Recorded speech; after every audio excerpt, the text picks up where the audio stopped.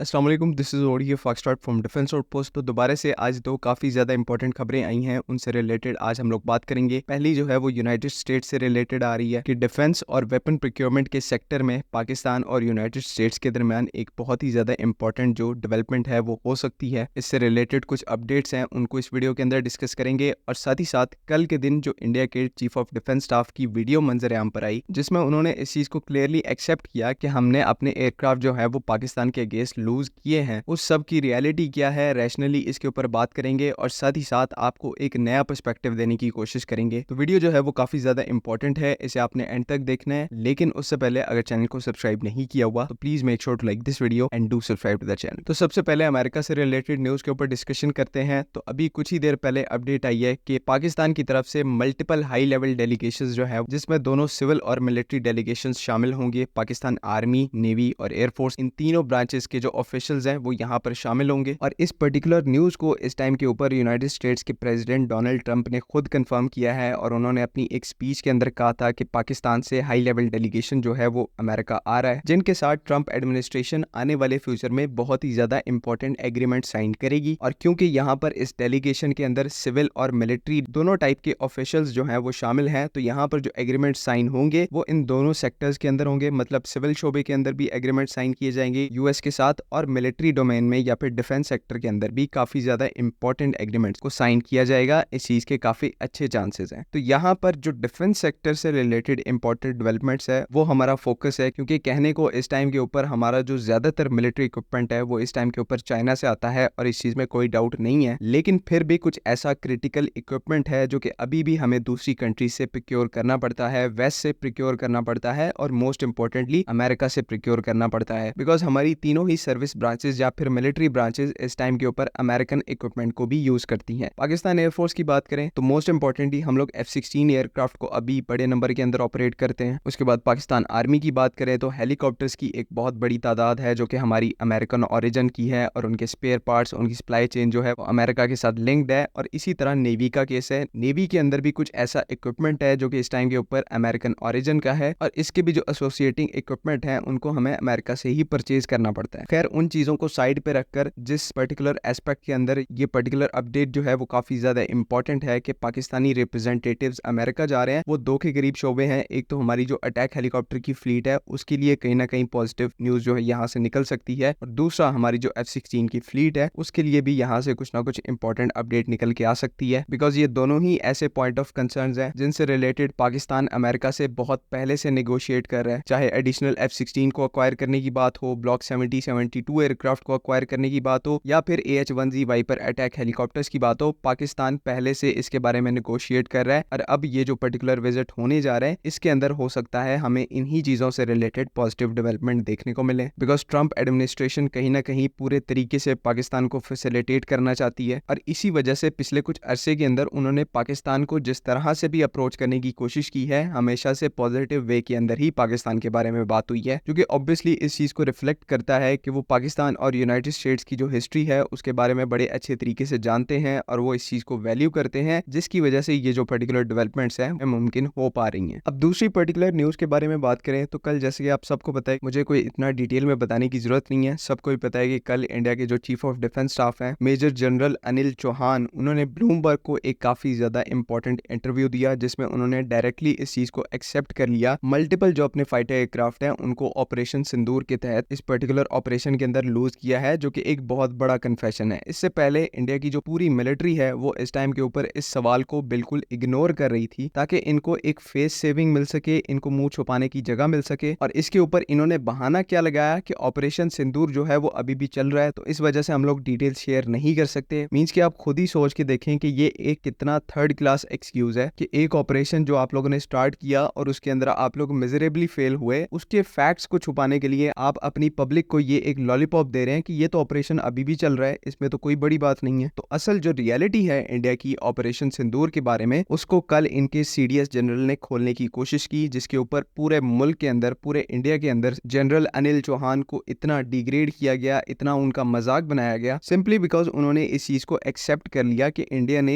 Aircraft loose किए हैं। तो इसके बाद जो है वो कुछ नाम नेहाद लोग जो है वो उठ के इस चीज को भी डिफेंड करने लग पड़े कि क्या हुआ अगर एयरक्राफ्ट जो है वो इंडिया ने लूज किए हैं, हैं, हमने जो अपने ऑब्जेक्टिव रखे थे हम लोगों ने उसे अचीव किया है। तो यहाँ पर मैं इनको एक मिरर दिखाना चाहूँगा कि इस स्टैंड ऑफ सिचुएशन से पहले आप तो इस चीज़ को क्लेम करते थे कि हमारी तो मिलिट्री जो है वो बहुत ही ज़्यादा सुपीरियर है, पाकिस्तान तो हमारे सामने स्टैंड नहीं कर सकता, हम तो मुकाबला ही चाइना से कर रहे हैं। आप सबको याद है कि किस तरह से ये अपनी नंबर सुपीरियोरिटी के बारे में ब्रैग करते थे, राफेल के बारे में कितना कहते थे कि ये एक इनविंसिबल एयरक्राफ्ट है और अगर जंग हुई तो ये पाकिस्तान एयरफोर्स को टिकने नहीं देगा, पाकिस्तान एयरफोर्स को खत्म करके रख देगा। तो जो चीज़ें आप इस स्टैंड ऑफ से पहले क्लेम कर रहे थे कि हम लोग एक सुपीरियर मिलिट्री हैं और पाकिस्तान हमारे सामने टिक नहीं पा रहा, आपका वो ऑब्जेक्टिव ही इतने बुरे तरीके से फेल हो गया और आप एक अपने से 7 टाइम्स स्मॉलर कंट्री को डेटर नहीं कर पाए। तो चाइना की मिलिट्री और इकोनॉमिक माइट के सामने तो आप कुछ भी नहीं है। सारा जो इनका प्रोपेगेंडा था कि हमारा ये इक्विपमेंट पाकिस्तान से बेहतर है, पाकिस्तानी इक्विपमेंट से सुपीरियर है, वो इस टाइम के ऊपर शटर हो गया। 11 एयर बेसिस का ये क्लेम करते हैं कि हमने हिट की हैं, लेकिन सैटेलाइट इमेजरी सिर्फ 4 की प्रोवाइड कर पाए और उन 4 में भी आपको डैमेज जो है वो देखने को मिला, वो सारा रिपेयरेबल डैमेज है। ना हमारे किसी एयरक्राफ्ट को ये लोग ग्राउंड पे डिस्ट्रॉय कर पा रहे हैं, अपनी तरफ से अजम्पशंस लगा रहे हैं कि बुलारी के अंदर उस हैंगर में उस टाइम के ऊपर सैप 2000 डिस्ट्रॉय हो गया, F-16 10-15 गिर गए, JF-17 ब्लॉक 3 जो है वो डिस्ट्रॉय हो गए। लेकिन जो इनके कंफर्म्ड लॉसेज हुए हैं, जो बठिंडा, अखनूर और पुलवामा के अंदर एयरक्राफ्ट गिरे हैं, उनके ऊपर कोई बात नहीं करेगा, बिकॉज ये इनके लिए इतनी हार्ड रियलिटी है जिसको ये लोग इवन एक्सेप्ट तो क्या, इवन इसके बारे में बात नहीं करना चाह रहे। तो आप इनसे एक्सपेक्ट यही कर सकते हैं कि अगर इनका टॉप मिलिट्री जनरल उठ के बोलेगा कि हमें लॉस हुआ है, हमने एक टैक्टिकल मिस्टेक की है, तो ये उसको भी जूतियां मारेंगे, सिंपली बिकॉज इनकी एक फॉल्स ईगो जो है वो इतनी ऊपर चली गई है कि पाकिस्तान की डोमिनेशन को, पाकिस्तान के एडवांटेज को इस टाइम के ऊपर ये लोग बर्दाश्त नहीं कर पा रहे। बाकी जो चीजें हैं, आप लोग इसमें बहुत ज्यादा समझदार हैं, आप मुझसे ज्यादा समझते हैं और आपको बड़े अच्छे तरीके से पता है कि इनको किस तरह से टेक ऑन किया जाए। तो बाकी चीजें मैं आपके ऊपर छोड़ता हूँ, जो इंपॉर्टेंट पॉइंट्स थे वो मैंने इस टाइम के ऊपर आपको समझा दिए। उम्मीद है कि यहाँ पर तमाम चीजें क्लियर हैं। अगर इससे रिलेटेड कोई भी कंफ्यूजन है तो काइंडली कमेंट्स में जरूर पूछें।